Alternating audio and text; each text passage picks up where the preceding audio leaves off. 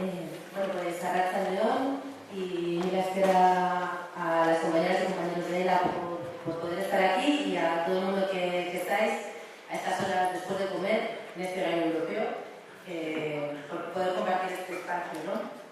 Lo que yo voy a intentar en los siguientes 30-35 minutos es argumentar que estamos viviendo un momento de transición de la cual tenemos que hacernos cargo y que tenemos una responsabilidad histórica en llevar esta transición desde un modelo social, económico, ecológico, donde no cabemos todo el mundo, hacia otro donde sí que quepamos todo el mundo, ¿no? Intentaré profundizar en uno de los problemas de las tensiones clave que creemos que tiene este modelo, que es lo que denominaré conflicto capital-vida.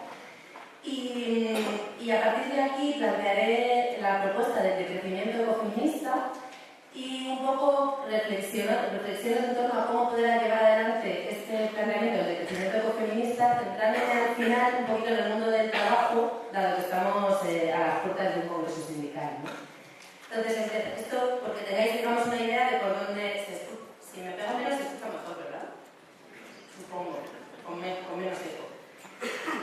Entonces, vuelvo al principio, lo que comentaba. ¿Dónde estamos hoy? ¿A qué mundo nos enfrentamos? Y como se expresa en la misma ponencia, que, bueno, por mi parte, en la medida que conozco, la enhorabuena, creo que es una ponencia que contiene un montón de elementos fundamentales y, digamos, como muy por decirlo de alguna manera, a la altura de los tiempos.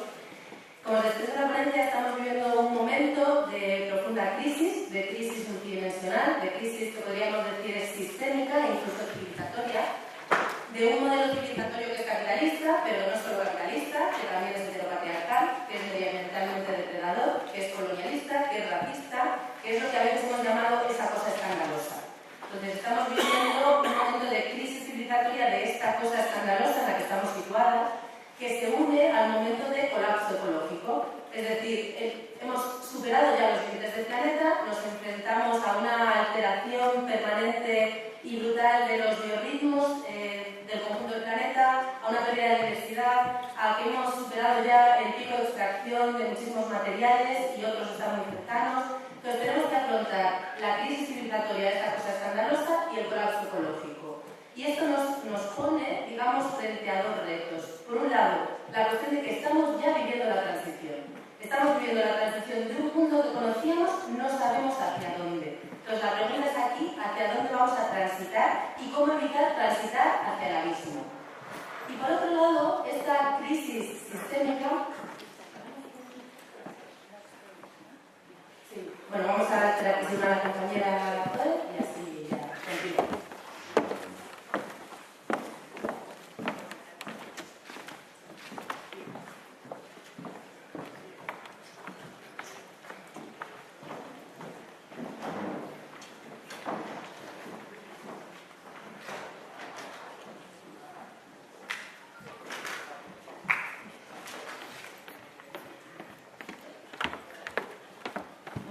Continuamos.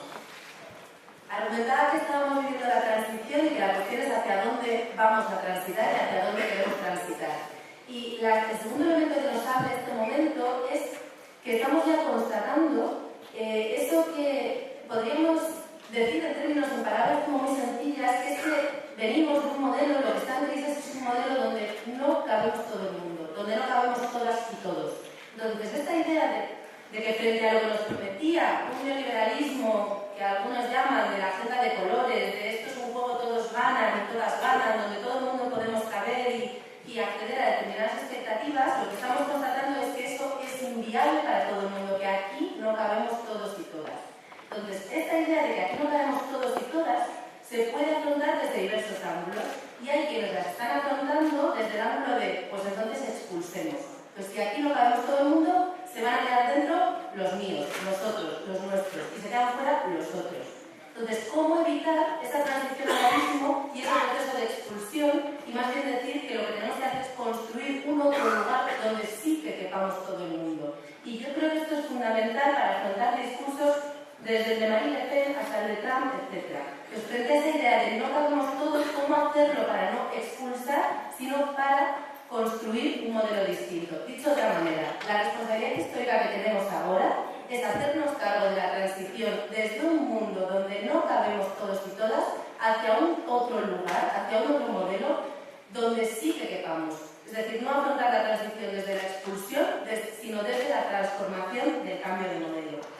Y esto podríamos decir que significa un proceso, una responsabilidad histórica de construir lo común. Construir lo común como punto de partida, es decir, la idea de que tenemos un problema común, que el problema no es a quién vamos a expulsar, sino el problema es no caber. Entonces, construir la idea de que tenemos un problema común y construir lo común como punto de llegada, es decir, construir un horizonte de transición, construir, por decirlo de alguna manera, una utopía colectiva, confiar en que otros mundos de verdad son posibles y que tenemos que discutirlos colectivamente, ¿no?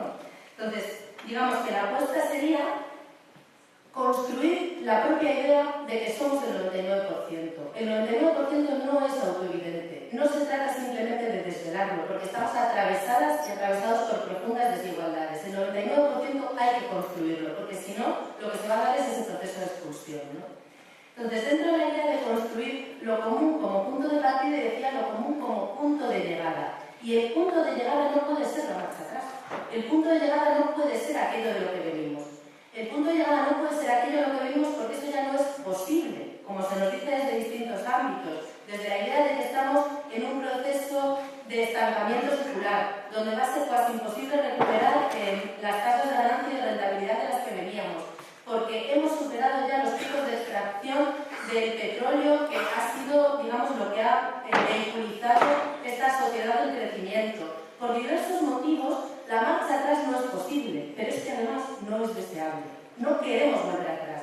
Entonces, frente a la idea, por ejemplo, de una economía financiarizada, no se trata de recuperar la economía real y la producción, entre comillas.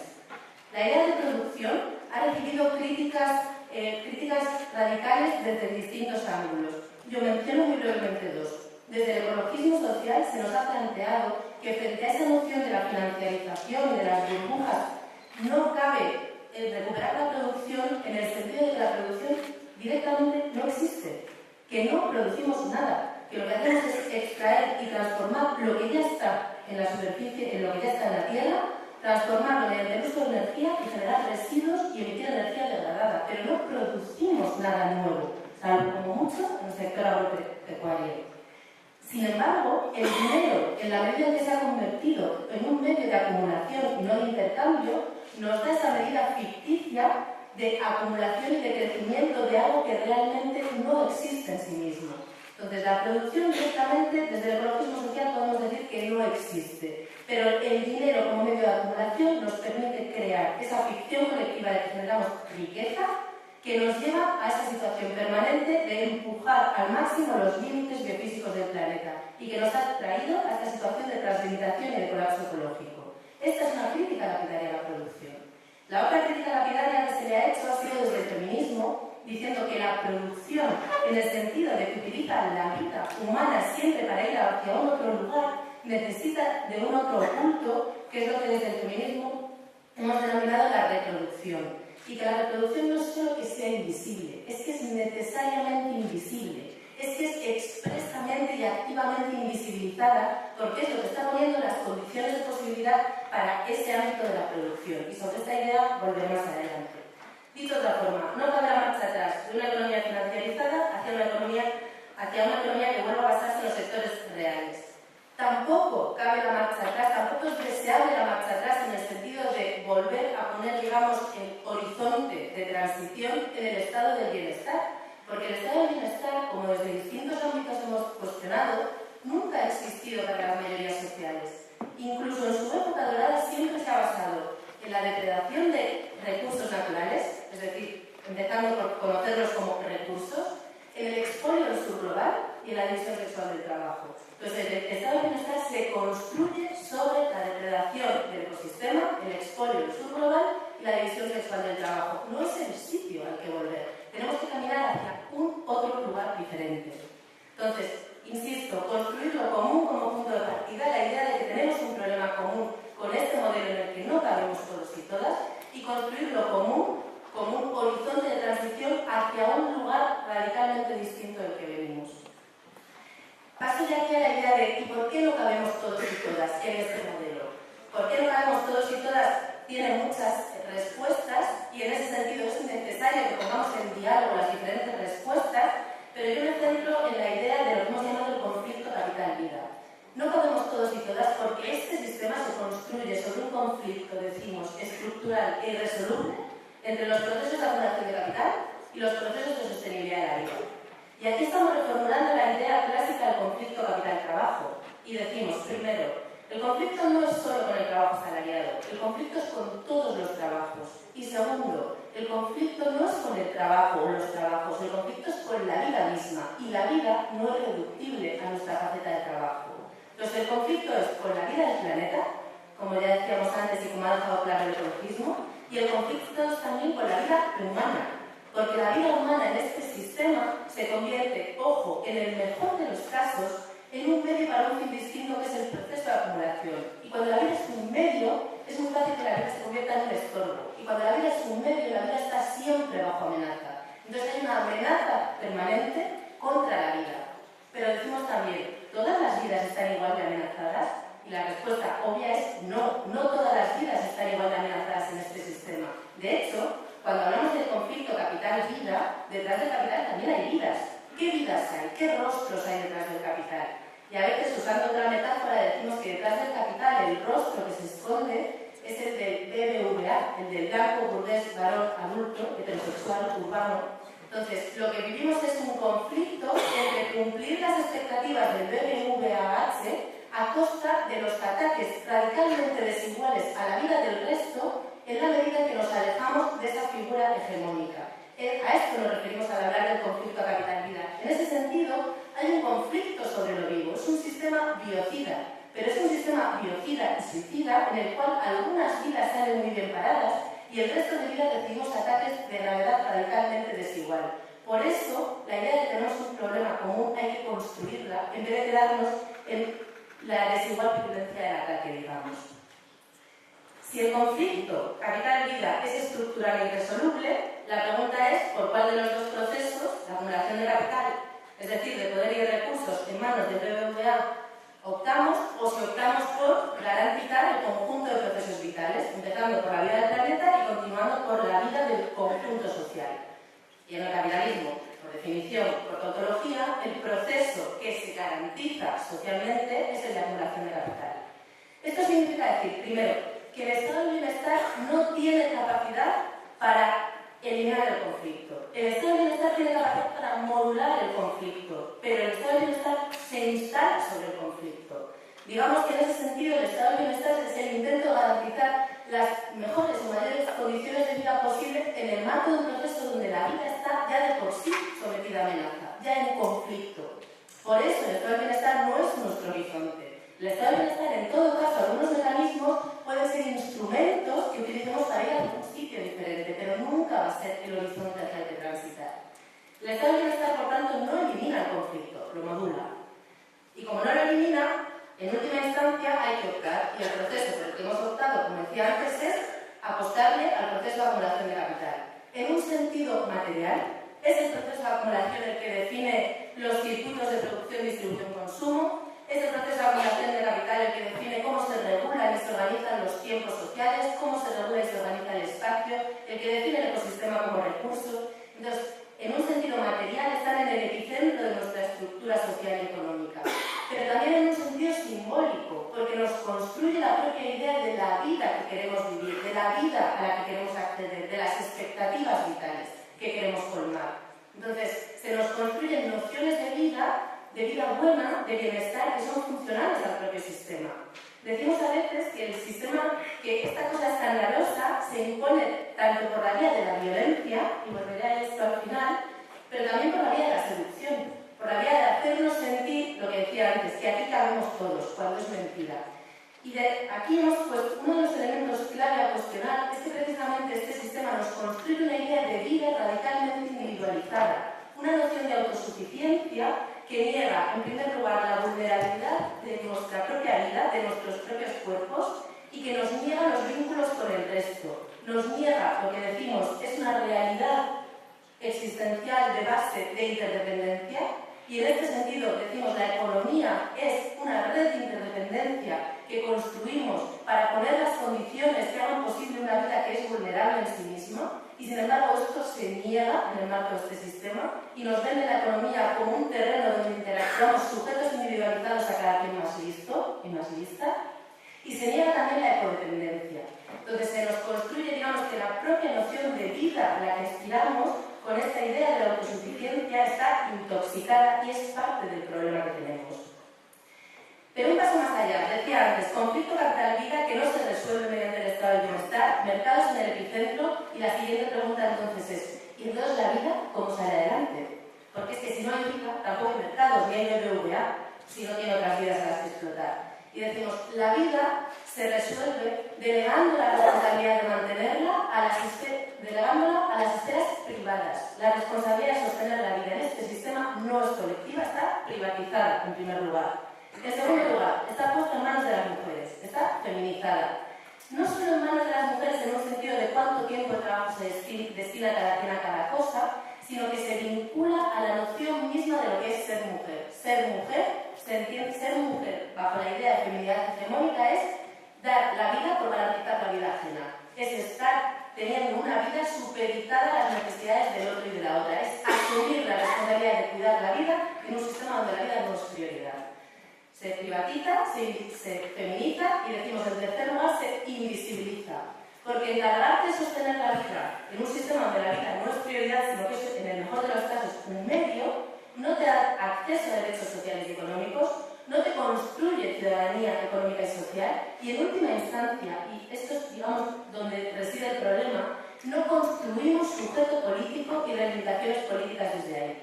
La vida se garantiza desde las esferas económicas desde las cuales no hacemos política y no cuestionamos el sistema. Entonces, en el sentido profundo se invisibiliza porque no existe en términos políticos. Dicho en términos muy sencillos, la única forma de aceptar vivir en un sistema donde la vida está constantemente puesta en riesgo es no verlo. Y un mecanismo clave para no verlo es derivarlo a las esferas que políticamente no existen, las esferas económicas que no son economía, que de hecho no son casi ni social, que en el mejor de los casos son el problemita individualizado de las mujeres en sus casas. En términos muy simplones, luego si queréis en el debate complejizamos, que todo esto es mucho más complejo, pero podríamos decir que el capitalismo es un conjunto de mecanismos que permite acumular poder y recursos en torno a esa figura hegemónica del BBVA y que el heteropatriarcado es uno de los mecanismos clave que sostiene eso en la medida en que genera que garantiza la existencia de sujetos subyugados y de esferas invisibilizadas donde se asume la responsabilidad de sostener una vida que está constantemente sometida a ataque y que no es la prioridad sino el medio. Entonces, esto es, decimos, el problema común que tenemos, o una de las dimensiones fundamentales del problema común. La siguiente pregunta es, ¿y entonces hacia dónde? Lo común como llegada. Un horizonte de transición que no sea volver al mismo lugar del que venimos. Y decimos que una propuesta para pensar colectivamente es pensar ese horizonte de transición en términos de crecimiento ecofeminista. Cuando digo de crecimiento ecofeminista, en primer lugar, digo ecofeminista como una forma, entre otras posibles, de decir que lo que necesitamos es el diálogo entre múltiples miradas críticas. Que aquí nadie, pero nadie, tenemos el conjunto de la verdad, el todo de la verdad. Que en el mejor de los casos tenemos verdades parciales, trocitos de una verdad que nos puede servir para ir hacia otro sitio. Pues hablo del ecologismo, hablo del feminismo, habría que hablar de otras perspectivas críticas. Lo que necesitamos es el diálogo, el contagio mutuo. Pues necesitamos contagiarnos mutuamente. En ese sentido quiero decir ecofeminista. Y de crecimiento en un doble sentido. Como nos dicen desde el ecologismo, de crecimiento, porque el decrecimiento de la esfera material del sistema va a ser sí o sí, lo queramos o no. Vamos a tener que aprender a vivir con menos materiales, con menos energía, con menor generación de residuos. Entonces, que transitamos hacia sociedades con un menor metabolismo socioeconómico es un hecho, es un dato, no es una opción. La opción es si de esto nos hacemos cargo o no, como decía al principio. Entonces, de crecimiento ecofeminista en el sentido de precisamente hacernos responsables y hacernos cargo de este obligado decrecimiento de la esfera material del sistema. Pero de crecimiento también en el sentido de que la lógica de acumulación de capital deje de ser precisamente el eje vertebrador de este sistema sistema para poder construir otro sistema donde sí que tengamos todo el mundo. Entonces, de crecimiento en el sentido de romper con esa centralidad en términos materiales y simbólicos del proceso de acumulación de capital, enlazando con lo que decía antes, ¿no? Para avanzar, ¿hacia dónde? Pues podríamos decir, para avanzar hacia una estructura socioeconómica donde construyamos, que tenga, digamos, como al menos tres características. En primer lugar, donde construyamos una responsabilidad colectiva en poner las condiciones de posibilidad de la vida. Con esto estoy queriendo decir que la vida no es por arte de magia, la vida no es por casualidad, la vida no es por intervención divina, la vida es si la cuidamos, si la hacemos posible. Y la economía va de hacer posible la vida junto al resto. Y la responsabilidad de hacer posible la vida tiene que ser colectiva. Entonces, queremos un sistema donde pongamos las condiciones de posibilidad de la vida de manera colectiva, como una responsabilidad compartida. En segundo lugar, un sistema socioeconómico sobre el cual tengamos capacidad de decisión y autonomía sobre los procesos vitales, donde recuperemos soberanía a distintos niveles, desde la soberanía y la autonomía sobre el propio cuerpo a la soberanía territorial, a la soberanía como pueblo. Entonces, la soberanía no entendida en términos individualizados, sino entendida en términos colectivos. Y en tercer lugar, avanzar hacia un otro sistema donde construyamos colectivamente una idea distinta de la vida que queremos vivir, donde rompamos con esa idea tóxica de lo que llamamos hoy bienestar, donde construyamos colectivamente una noción de lo que podríamos llamar buen convivir, que respete al menos dos criterios éticos irrenunciables. Primero, o es para todo el mundo o no es convivir. Dos, o es universalizable o no es buen convivir. Y en segundo lugar, o reconocemos la diversidad de lo que somos y de las vidas o tampoco lo es. Es un principio ético que podríamos llamar singularidad, donde la diferencia no se convierta en desigualdad. Entonces necesitamos transitar hacia la construcción de una responsabilidad colectiva y de soberanía sobre los procesos socioeconómicos que hacen posible un buen convivir universalizable y que al mismo tiempo respeta la diversidad. Hacia ahí caminaríamos, ¿no? ¿Y cómo? Nada, muy fácil. Yo dando una idea para que luego todo esto hay que aterrizarlo además en la práctica de cada quien y la sindical en concreto de quienes estáis aquí. Pero bueno, por decir alguna cosita. En primer lugar, yo plantearía como dos tipos de medidas de resistencia y medidas de transición.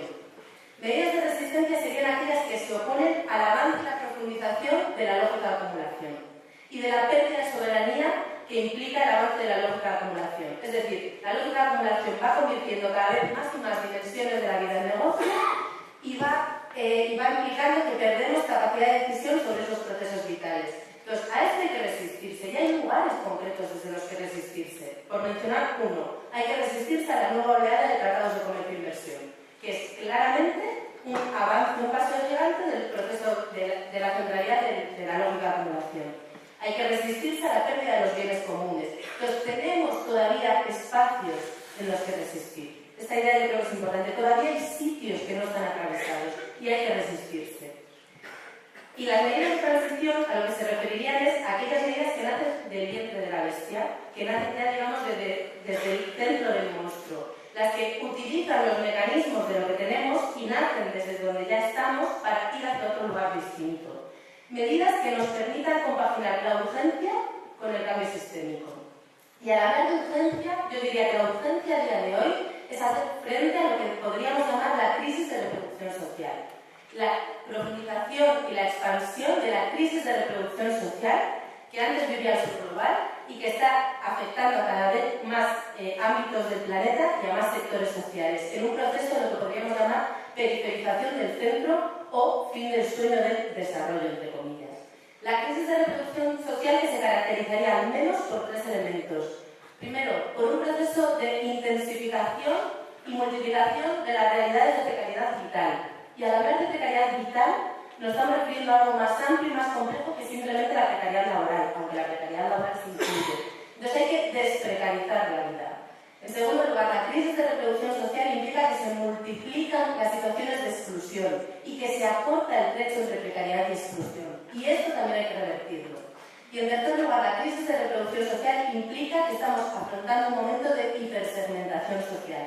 donde no nos dividimos entre el 1% y el 99% entre los de arriba y los de abajo, sino que se multiplican los vectores y los ejes de desigualdad. Entonces, el proceso de hipersegmentación social hay que frenarlo también. Esto es urgente. Pero lo urgente se puede abordar de muchas maneras distintas. Y según cómo lo abordemos, podremos ir en la vía del cambio sistémico o iremos en la vía de afianzar el modelo del que veníamos, ¿no?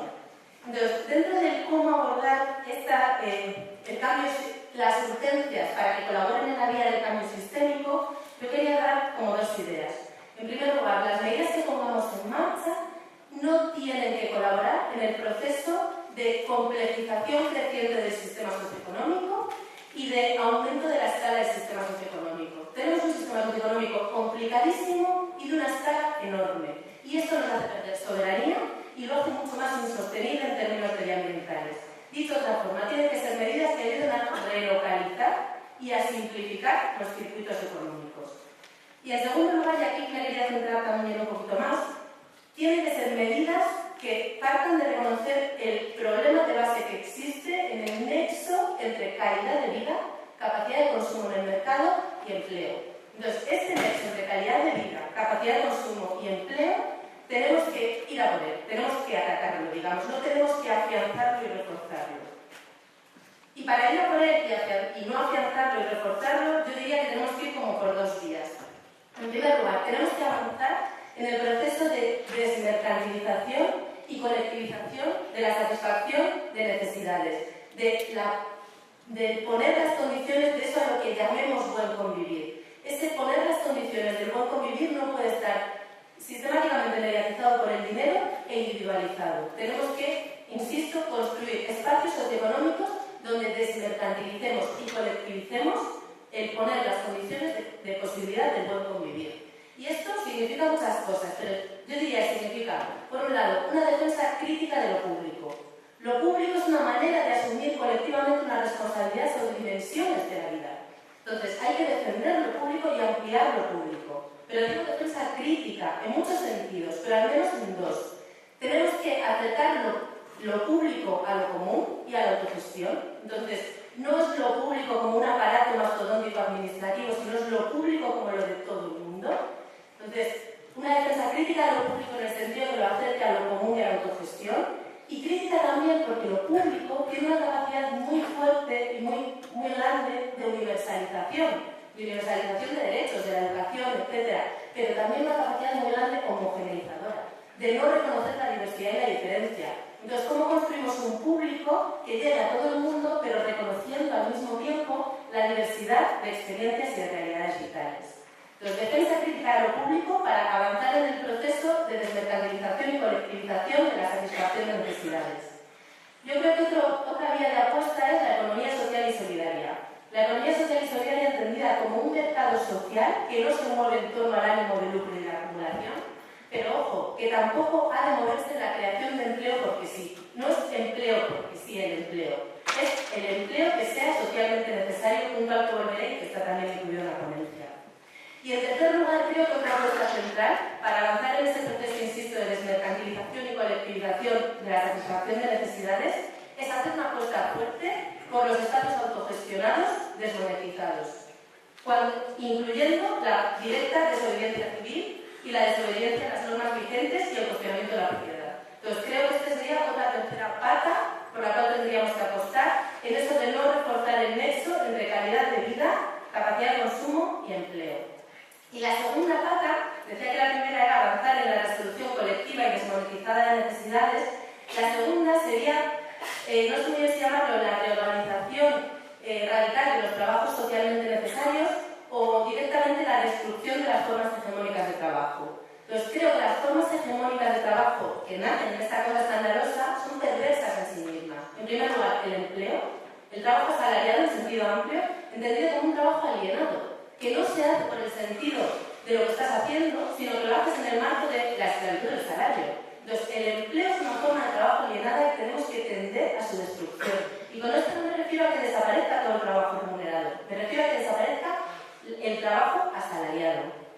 Y la otra forma hegemónica de trabajo en este sistema no es solo el trabajo asalariado, es que el trabajo asalariado tiene una contracara, a la que no sabemos bien qué nombre poner, y yo voy a llamar aquí con pinzas, cuidado. cuidados. Entonces, la contracara del trabajo asalariado son los cuidados, entendidos no como esa cosa bonita que queríamos construir de cuidar la vida de manera compartida y colectiva, sino lo que los cuidados son a día de hoy, que son los trabajos residuales del capitalismo heteropatriarcal, que se encargan de tres cosas.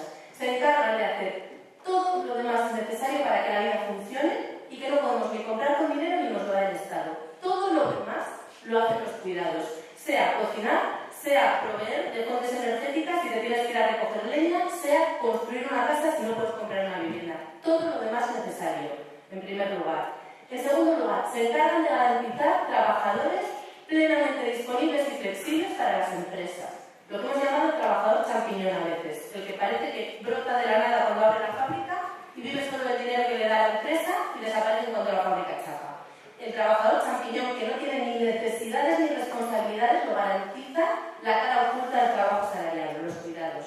Y en tercer lugar, los cuidados se encargan de reparar, en la medida de lo posible, la vida sometida a ese acoso y amenaza permanente de la lógica de acumulación. Y los cuidados hacen estas tres funciones bajo tres condiciones, como decía antes, privatizados, feminizados e invisibilizados.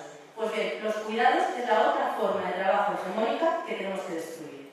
Entonces, tenemos que destruir el trabajo asalariado y su contracara de los cuidados. Voy acabando, que me quedan 5 minutitos. Para destruir estas cosas, y entonces, solamente, digamos que el proceso de destrucción de estas formas de trabajo hegemónica nos hace avanzar en la reorganización de los trabajos socialmente necesarios. En primer lugar, ¿qué es lo socialmente necesario? No podemos definirlo ya, porque lo socialmente necesario va a ser definido cuando discutamos colectivamente a qué vamos a llamar buen convivir, que respete el criterio de universalidad y de singularidad. ¿Qué sectores necesitamos? ¿Qué trabajos necesitamos? Pues depende qué es lo que queramos construir socialmente, ¿no? La reorganización implica un proceso simultáneo de redistribución y de revalorización. Los trabajos a día de hoy están hipersegmentados por sexo, por clase social, por estatus migratorio, por origen étnico, por país que habitas o transitas. Los necesitamos redistribuirlos. Dicho de otra forma, no vale meternos en esta competencia global por ser quienes diseñan el software del móvil y que en otros sitios hagan el cortar y en otros sitios lo ensamblen. No vale meternos ahí y querer ser la parte privilegiada de ese proceso segmentado y desigual. Y dicho de otra forma, nos va a tocar hacer cosas que no son bonitas y no nos gusten, porque no todos los trabajos socialmente necesarios son estupendos, pero habrá que hacerlos, y habrá que hacerlos repartidos de una forma democrática, ¿no? Entonces hay que redistribuir y, en segundo lugar, hay que revalorizar, porque la forma actual de valorar los trabajos es profundamente perversa y refleja precisamente los valores de ese sistema con el que queremos romper. En primer lugar, es una forma heteropatriarcal. Es una forma heteropatriarcal donde los trabajos masculinizados tienen mayor valor social cuanto mayor sea su valor económico. Cuanto más ganes, más importante es, porque se hacen por lucro. Los trabajos feminizados tienen mayor valor social cuanto menor sea el valor económico, porque se hacen por amor. Mejor mal eres cuanto más gratis lo hagas. Como seas una empleada de hogar que te niegas a criar al anciano hasta que no te suban el salario, eres en el fondo de los fondos eres una mala mujer. Entonces, con este esquema heteropatriarcal de valoración de los trabajos, que además en última instancia solo llama trabajos a una parte, queremos romper. Pero también queremos romper con un sistema capitalista de valoración, donde se valoran más los que colaboran de una manera más directa con el proceso de acumulación.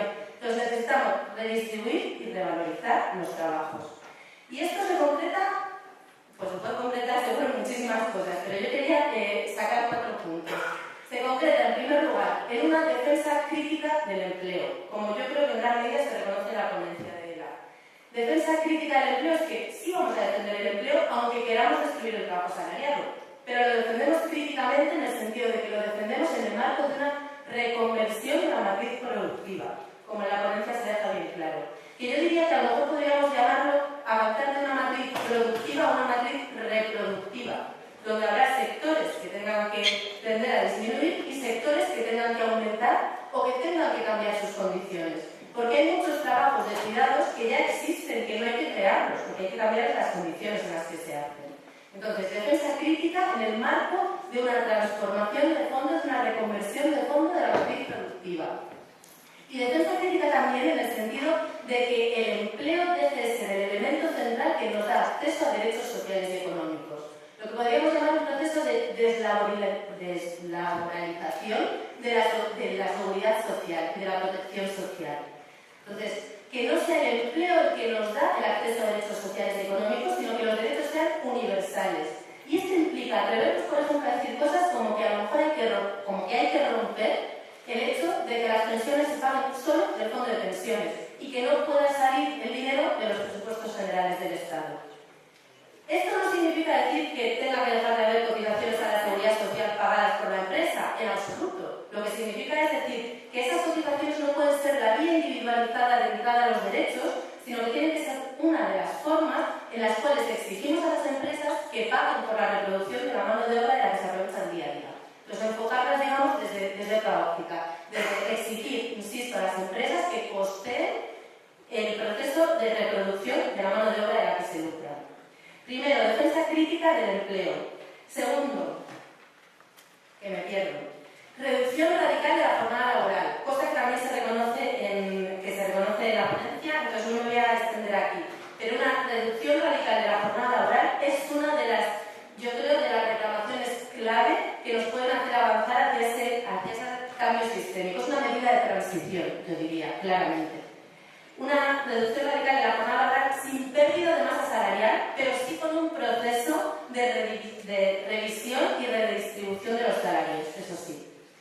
En tercer lugar, un reparto radicalmente equitativo de los trabajos invisibilizados que se hacen en las casas. Esto es absolutamente crítico, porque hay muchísimas cosas que se hacen en los hogares que se van a seguir haciendo ahí, y hay muchas cosas que nunca deben dejarse de hacer ahí y que deben volver, porque son trabajos que nos permiten no perder el vínculo con lo que somos y que nos permiten no perder de vista lo que cuesta mantener un cuerpo, lo que cuesta mantener la vida. Entonces, no podemos entrar en un proceso creciente de externalizar las actividades que nos permiten funcionar cotidianamente, que nos permiten ser quienes somos y estar aquí hoy. Si perdemos de vista esto, primero, es muy fácil que perdamos simplemente de vista la importancia que tienen y el valor que reside en ellas. Y en segundo lugar, es que si no hacemos eso, no nos enteramos de dónde se está resolviendo el conflicto capital-vida. Si no hacemos esos trabajos, no estamos viendo la dureza del conflicto en lo cotidiano. Como decíamos hace años con las compañeras en otro sindicato, es que no cuidar es procapitalista. Porque si no cuidas, no te enteras de lo que significa cuidar la vida en un sistema que la ataca. Entonces, reparto radical por justicia de género y por justicia de clase social y por justicia global en el marco de un proceso de externalización creciente de estas labores, pero también porque solo así podremos tener la fuerza política suficiente, solo viendo la profundidad del conflicto y sintiéndola en lo que nos toca a cada quien, podremos tener la fuerza política suficiente para afrontar, digamos, este sistema. Y en cuarto lugar, creo que implica esta reorganización radical de los trabajos socialmente necesarios, implica ponerle mucho énfasis a la apuesta por los derechos de conciliación, entre comillas. Creo que son uno de los nudos clave también para el sindicalismo, primero desde la conciencia de que la conciliación es mentira. Porque la conciliación precisamente lo que intenta es entendernos que el conflicto capitalino no existe y sabemos que existe. Pero son un lugar clave porque implica pelear en el día a día, porque se reconozca a la gente trabajadora como vidas interdependientes, con necesidades propias y responsabilidades sobre el resto, y no como pura mano de obra plenamente disponible y flexible, no como ese trabajador champiñón que requiere esos trabajos invisibilizados. Entonces yo creo que desde la idea, insisto, de que la conciliación es mentira, sigue siendo un lugar clave en el que pelear. Y voy ya a dos ideas finales. En primer lugar, necesitamos actuar a un nivel múltiple y coordinado. Necesitamos actuar a nivel macro, auditoría de la deuda, una alternativa al euro, oposición a la nueva oleada de tratados de comercio e inversión, a un nivel meso, una reforma fiscal progresiva, por ejemplo, no para seguir con la rueda del hámster, sino para salirnos de ella, y a un nivel micro, a un nivel de revolución de las prácticas cotidianas y de quiénes somos en lo cotidiano. Lo que podríamos llamar las microrebeldías de la vida cotidiana y las microrebeldías de las relaciones que construimos desde ahí. Y esto, dos puntos. Incluye, en primer lugar, desobedecer al género, porque mujeres y hombres en este sistema estamos construidos de una manera tóxica. La masculinidad hegemónica es absolutamente funcional al proceso de acumulación y la feminidad hegemónica se construye en torno a una ética reaccionaria de cuidado donde se te impone resolver la vida en un sistema que la atacas y no protestas.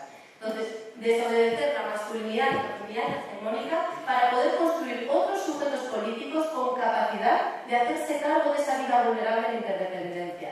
Entonces, no va a haber rebelión, esa revolución silenciosa de las prácticas cotidianas y de quién somos si no desobedecemos al género.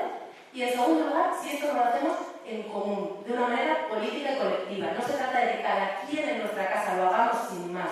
Se trata de que cada quien lo hagamos en nuestra casa, en el curro, en la militancia, en la calle, pero junto al resto y politizándolo. Entonces, politizar la intimidad y la cotidianidad y desobedecer al género, yo creo que son dos elementos clave que desde lo único son imprescindibles para poder avanzar en ese proceso de transformación social y económica. Y ya que no estoy acabo, decía antes que el sistema se impone por la seducción y la violencia. Creo que hemos tenido años donde se ha impuesto mucho por la vía de la seducción y ahora vienen tiempos donde se va a imponer por la vía de la violencia. Entonces necesitamos acumular mucha fuerza política y necesitamos entender en qué medida la violencia corporativa y del sistema tiene una raíz heteropatriarcal, porque la violencia heteropatriarcal, la violencia machista, consiste precisamente en decir quién es aquí dueño de la vida, quién es aquí dueño de los cuerpos ajenos. Y esto, la tolerancia cotidiana a la violencia machista, por decirlo de otra manera, no a la gran violencia, pero sí a la microviolencia, pone el caldo de cultivo para la violencia corporativa. Y a esto nos vamos a enfrentar a día de hoy. Necesitamos, en ese sentido, una mirada, digamos, tenida del feminismo para enfrentar los tiempos violentos que viven en el propio sistema. Gracias.